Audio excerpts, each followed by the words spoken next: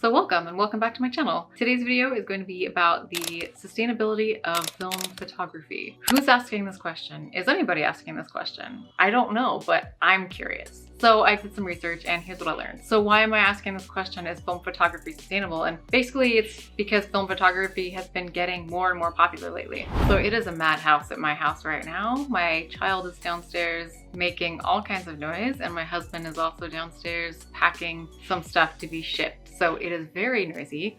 I don't know if you can hear this on the audio, but I can hear it loud and clear. It's very loud. But our house is set up in a way that there's very few doors. It's so open. It's a very open floor plan. I just noticed I'm looking at the viewfinder, but it's a super open floor plan. So you can hear everything that happens in the house. So I can hear him clearing his throat downstairs right now. So I'm sorry if this audio is a little bit hard to listen to.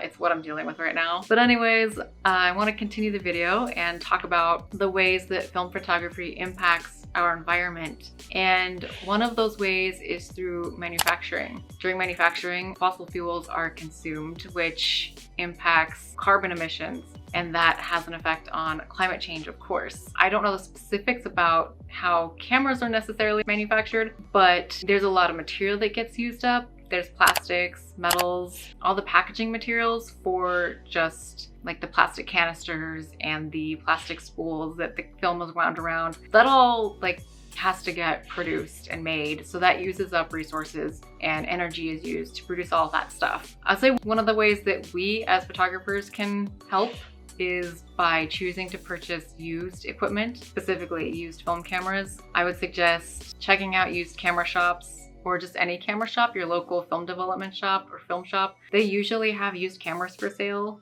I purchased a couple of used cameras at KEH and they have a great reputation. I trust the quality of the cameras that they're reselling. Used or refurbished cameras through eBay. You could check sources like Craigslist or like Facebook Marketplace, places like that. Another one I would recommend is just asking around, like telling your friends and family that you're looking to pick up a new camera or a new to you camera. And you never know who's been holding on to something and they are happy to either lend it to you or just give it to you. I've gotten a couple of cameras that way. I just was talking about film photography and taking photos and had at least a couple family members and a friend just say, hey, I've got this camera sitting around, I'm not using it.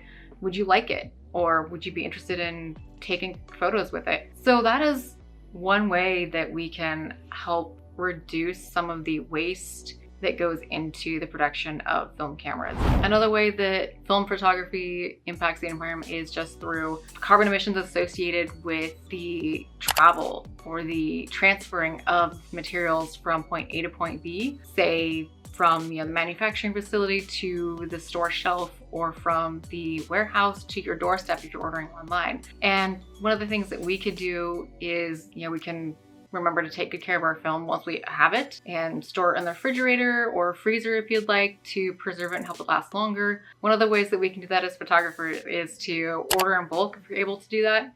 That'll just cut down a little bit of the carbon emissions. It's small, but it can help. The other big thing with film photography is the chemicals associated with it. You have the developer and the fixer, which are typically toxic to the environment. And if you're developing at home, one of the things you should be very cautious about is not dumping those used chemicals down the drain because it gets into the system and it's just not very good. So what I would recommend is asking your local film development shop, or your local film developer, what they would recommend for how you can dispose of those chemicals. The other option is to start using some alternative developers. There's the Sustainable Darkroom. They do a lot of experimenting with alternative photo developer, like using herbs from your garden, orange peels, things like that. I think coffee is another option. Yeah, I think you can use coffee, you can use, I'm not here to suggest what you should be using specifically. I would just say this is something you can experiment with. And if you're looking for alternatives to using developer, these are some more environmentally friendly options. And yeah, I know that the Sustainable Darkroom is doing a lot of really cool stuff with that.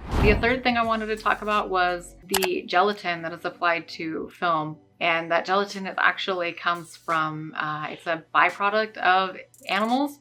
So it comes from the beef industry. It's a byproduct that gets produced when animals are processed and packaged for consumption, basically. So according to F-Stoppers, there are no animals that are harmed specifically for photography, but it's just something to be aware of because it is been loosely tied into the beef industry, and I don't want to get into the specifics of how that impacts climate change, but we know that it is.